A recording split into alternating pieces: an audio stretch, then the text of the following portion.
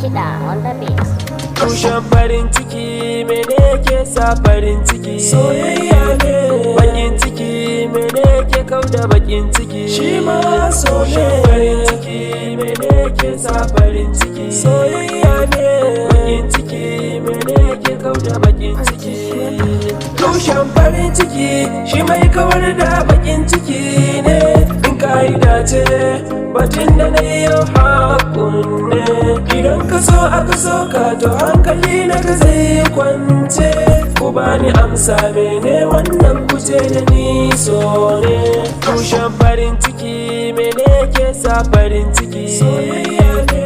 Bakin ciki mene ke kauda bakin ciki?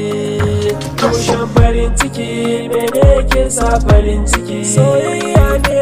Bakin ciki mene ke kauda bakin ciki? Shi ma so ne.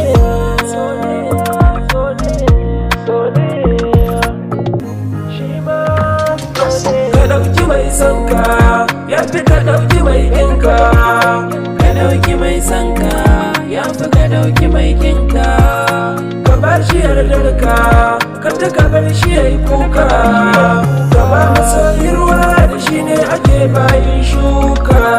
Salam alaikum abokaina da shawari nan daga kuna. Shi ne masoyi abin so ne sannan maki abin ƙi ne.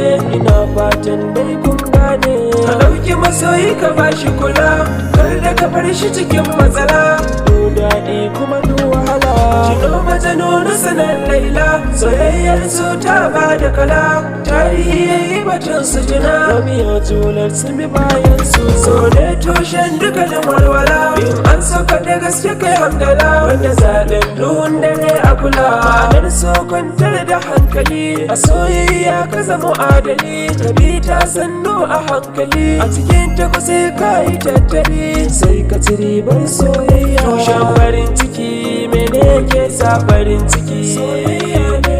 Bakin ciki mene ke kauda bakin ciki? Tushen farin ciki mene ke sa farin ciki? Soyayya ne. Bakin ciki mene ke kauda bakin ciki? Tushen farin ciki mene ke sa farin ciki? Bakin ciki mene ke kauda bakin ciki? Tushen farin ciki mene ke sa farin ciki?